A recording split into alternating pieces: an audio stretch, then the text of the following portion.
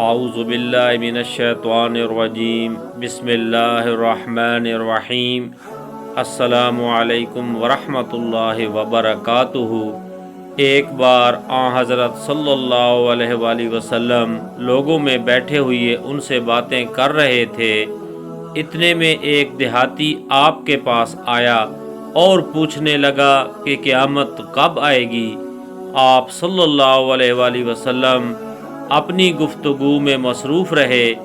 بعض لوگ جو مجلس میں تھے کہنے لگے، آپ صلی اللہ علیہ وآلہ وسلم نے دیہاتی کی بات سنی لیکن پسند نہیں کی، اور بعض کہنے لگے کہ نہیں، بلکہ آپ نے اس کی بات سنی ہی نہیں۔ جب آپ اپنی باتیں پوری کر چکے تو میں سمجھتا ہوں کہ آپ صلی اللہ علیہ وآلہ وسلم نے یوں فرمایا، وہ قیامت کے بارے میں پوچھنے والا کہاں گیا؟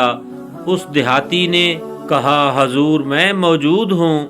آپ نے فرمایا کہ جب امانت ایمانداری دنیا سے اٹھ جائے تو قیامت قائم ہونے کا انتظار کر۔ اس نے کہا، ایمانداری اٹھنے کا کیا مطلب ہے؟ آپ صلی اللہ علیہ وآلہ وسلم نے فرمایا کہ جب حکومت کے کاروبار نالائق لوگوں کو سونپ دیے جائیں تو قیامت کا انتظار کر۔ اللہ رب العزت سے دعا ہے کہ اللہ رب العزت قیامت کی ہولناکیوں سے سب مسلمانوں کی حفاظت فرمائے، آمین۔ جزاکم اللہ۔